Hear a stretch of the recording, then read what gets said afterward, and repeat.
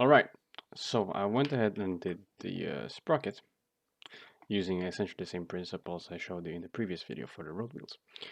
But there's a small thing that Sprocket has different, and that is the sprocket teeth. So to do those, and actually before I do that, I'll show you how to organize your stuff. As you can see here, I put my wheel in a folder that I can select and deselect as I like. I can move the entire wheel, the entire folder. And the way to do that is you select the first layer of your folder, scroll up to the last layer of a folder, and there you go. You've got yourself a folder. Obviously, if you open the folder by pressing this little arrow, you can still see all the layers inside, and you can group the layers inside. For example, all these little bolts that I have, I don't want them as individual layers. So say I want to group them together for storage, it's better for memory usage. So let's say I press first the first layer I want, and then the last layer, and I press Shift, sorry. And that selects all of those layers in between. Right click, merge layers. What that happens is they'll lose their overlay, but we can go back and select them as overlays.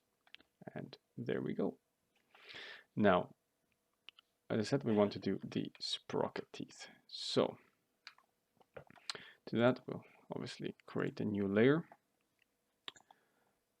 And then we just try and trace these teeth here. Now, as you can see here, those illustration isn't perfect. They are a bit jagged, whatever.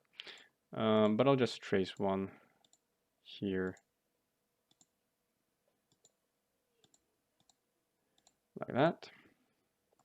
Make sure I have the color I want them to be, and the opacity should be 100%. Now, to add a little bit of shading to them, we can take a black color, make a new layer. We can attach that layer if you want to. You don't have to, since we already selected it. And then go around very little around it like that with the black. And now we have a little bit of curvature and shading to that tooth. Now I do have the tooth on top here. I actually want to have it on the bottom. In this case, it doesn't matter, but it can matter. So, and then just copy paste that, Control T to edit, and then just, yeah, have a feel for it. And another thing I noticed, I wasn't really happy with the road wheels. And the reason is, if you look at the photos, it's actually very deep. This rear section here goes quite deep, so it should be really dark. And the way I'm thinking of doing that is, actually, let's take a little circle. Make sure we're in a new layer, and then with the large soft brush, I'm just going to darken these areas, this top section here, and then maybe also with a smaller brush, make it even darker all around. So now when we fit this,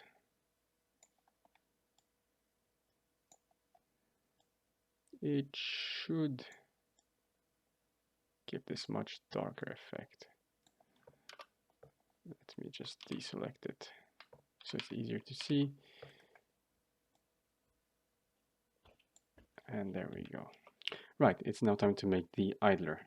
The principle is about the exact same as in the previous components. I will just start off with my basic wheel here, or my brush. So, putting the brush here, there we go. Nice.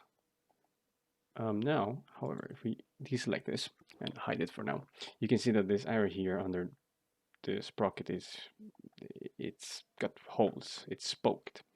So we need to get rid of that somehow, and the way we do that, or the way I do that, is by taking the eraser, E, make sure it's hardness on 100%, size it up, 111. There we go. And then we can erase that. I should make sure it's better positioned. We can erase this now. And we have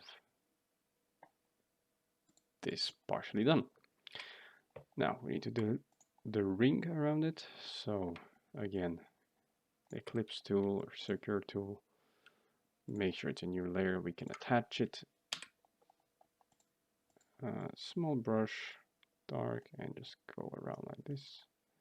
Actually, let's make sure it's around 50%.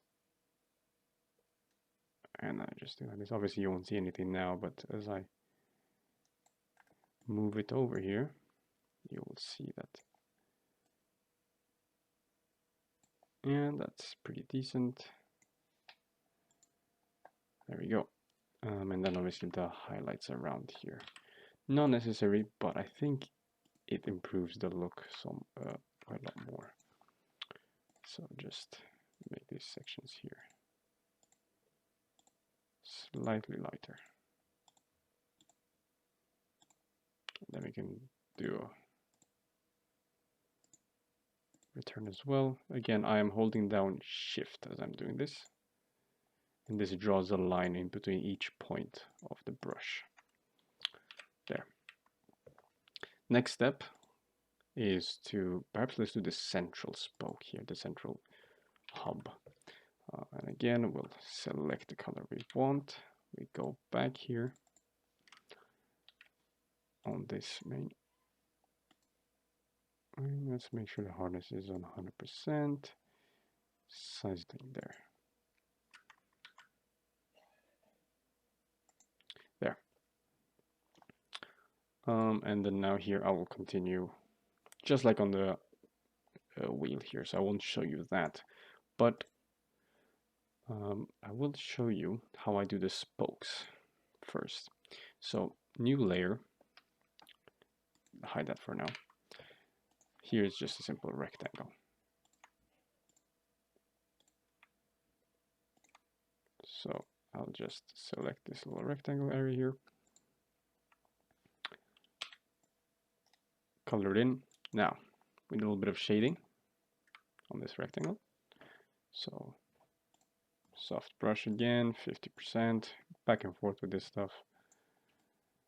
There we go. And then maybe, just maybe, to give it a little bit more of a shape and of a structure with some light. Let's make sure it's on overlay, light color. Go ahead and do the soft light colored edges. And that's it. Now we can just copy paste this. Actually, no. We gotta copy paste both the overlay, shading, and the base layer. So Shift, press down, copies both, or selects both layers, and then we can copy them. Control T to turn. Then we can move them up like that. And then you do this a couple of times. And again, the central hub here with the bolts and that stuff, it's the same as in the previous case. So yeah. One last thing is if you press you Control V, your two layers, and you want to turn them, but you don't want to turn them by hand. So you want to do what I want, 180 degree. You can Control T, right click, and then here you got several